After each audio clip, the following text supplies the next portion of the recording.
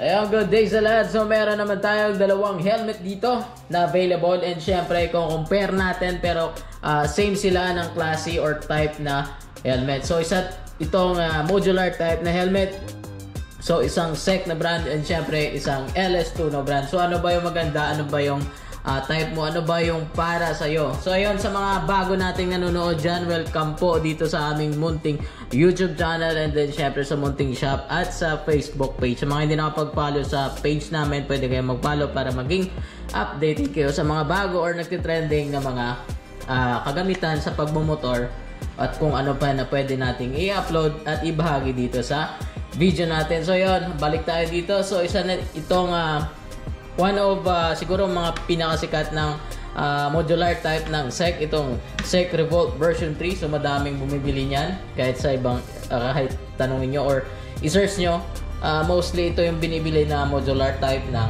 SEC na helmet. So isa na din dito yung sa LS2 na strobe na sobrang sikat din nung kanyang time. So it was 1 year ago na lumabas itong helmet na to. So ano ba ang meron sa kanila sa bawat isa? So ano ba ang unahin natin? Siguro ito na lang, kasi alam ko marami nagagandahan sa looks nito, and syempre ito ay napakasimple lang. So ano ang pinagkaiba nila at ano yung same nila sa kanilang mga specifications? So it's itong matte black na may kulay pula, ayan, and white combination.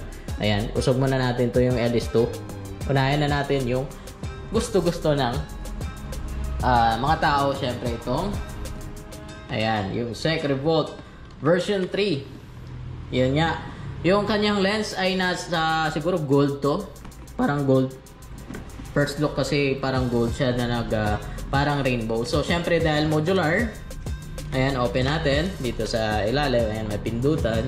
Alam naman ng siguro karamihan alam naman to kung paano open. So yan yung sa loob niya, yung foam niya. Ayan. Smooth ng kanyang foam or mga paddings.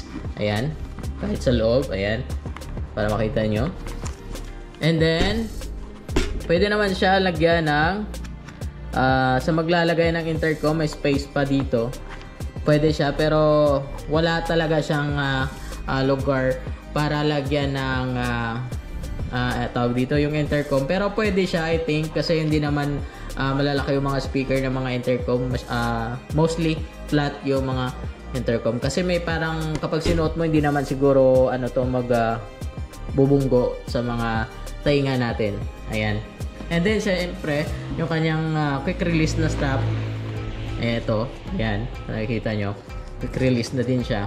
So hindi na siya mahirapan hugutin. So sa nagtatanong kung pwede ba to or eyeglass ready, pero I think hindi siya eyeglass ready kasi walang nakalagay dito. Ayan. Pero ang kagandahan lang sa kanya ay syempre dual lens. Ayan. So may chain curtain na din, ayan. And wala siyang emergency pull. Kung nagtatanong kayo kung may emergency pull, wala po siyang emergency pull. Kagaya sa mga full face nila meron. Ayan. So close na natin to. So madali ang ulit na video para lang ma-introduce sa inyo. So na-review na natin yung gantong helmet. So panoorin nyo sa mga past dyan. Ayan, napakaganda. Ayan. Siyempre may spoiler. Air vents. Mga air vents niya. Ayan, sa harap. Maharap natin. Ayan. Functioning yan. Ayan. Ayan. Siyempre dito din sa itaas. Ganon din. Ayan. Simple lang siya. Mapasukan lang ng hangin. So ayan, napakaganda. Ayan yung sa loob. Sa likod naman may nakalagay na SEC GH908 DOT FMVS certified ICC, and may gold na sticker. Ewan ko anong meaning yan. Paki-comment kung sinong o kung anong meaning nito. Naka SEC, may pangalan na SEC, tapos naka gold sticker. Siguro mga high-end nila ng mga helmet na lumabas. So ang size ng medium is 57, 58 cm yung kanilang medium. Pero malaki siya.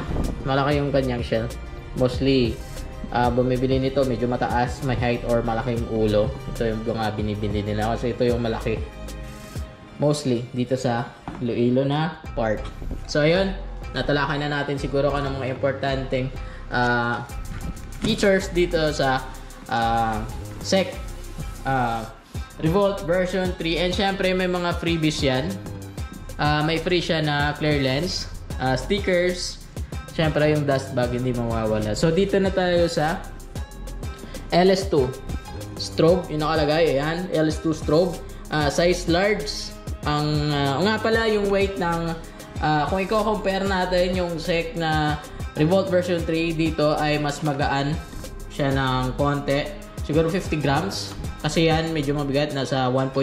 Hindi ko nagkakamali, correct mo if I'm wrong kasi wala akong weight dito na pwede nating i-weight or i-measure yung kanyang weight, pero I think nasa 1.750 or 1.7 yung weight niya. So ito naman ay nasa 1.650 plus 50 grams. So ayan lang nakalagay sa likod, BPA certified, and ewan ko bakit walang ICC, ganyan lang nakalagay sa likod. Ayan, so ayan, kasi modular naman to. Ayan yung kanyang harap na visor, and then syempre yung switch ng kanyang sa loob na visor or pangalawang visor niya na sa loob. Ayan, syempre black din. Ayan yung tsura niya. Tapos balik natin, and ang wala sa SEC na Revolt doon sa unang tinalakay natin ay wala siyang eyeglass ready, pero itong LS2 naka eyeglass ready. And syempre close natin to and open natin to. Ayan, so kung i-compare natin yung kanilang foam, para magka-the same lang, pero yung pagkagawa or yung texture ng kanyang foam, kung i-compare lang natin dito sa Revolt version 3, yung texture lang or tela na ginamit sa kanilang paddings ay medyo smooth lang ito kapag sinuot, kasi yung tela na ginamit dito ay napaka-smooth, hindi siya masyadong rough. Yung kasi medyo rough siya yung kanyang tela sa kanyang paddings. And syempre intercom, ayan, may nakalagay talaga dito na lagayan ng intercom. And then bonus pa yung eyeglass ready, and yung foam niya napakaganda, grabe. Ayan, parang may net pa siya, and then may foam, may net, yan, tapos foam or yung paddings. Napakaganda ng LS2 strobe. So ayun, siguro nabahagi ko na or nasabi na natin kung anong meron dito sa strobe. So kung nagtatanong ka kung anong mas malaki, ayan, close muna natin to. Syempre mas malaki yung Revolt version 3 na SEC kaysa sa LS2. Ayan. Ayan, kasi yung camera natin na GoPro, wala pa tayong magandang camera, so GoPro lang muna. Ayan. So yun lang, medyo mahaba-haba na tong discussion natin tungkol dito sa dalawang sikat na modular. Dito lang sa amin.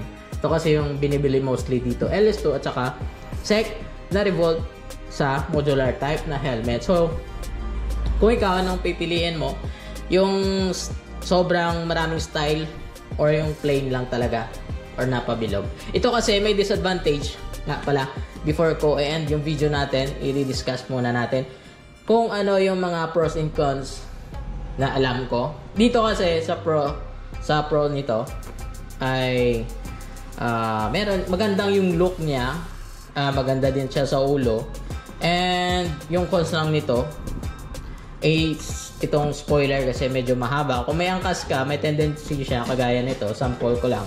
Kapag may angkas ka, medyo masusundot lang yung visor. Kung hindi pa naka-close yung visor, matutusok yung mata. Pero depende na yun sa bibili kung anong prefer nila na bilhin, no? So ito kasi wala yung LS2. Ayan, pabilog lang talaga siya kung nakikita nyo. Ayan. So yun lang siguro yung mga specification or mga nakalagay dito sa helmet ay na sabi ko na. Kung hindi ko nasabi ay please comment lang. Ay syempre sasagutin natin as long we can. Syempre yung mga visor nila ay iba-iba. So nga pala, yan yung tsura ng kanyang parang ano dito, lock ng kanyang visor. May open and close pa, tapos i-click mo pa ganyan. And then dito sa Revolt, alam naman natin, mostly alam nyo naman na quick release lang, pati yung kanilang visor ay binababa lang to, and okay na, ma-change mo na yung kanyang visor.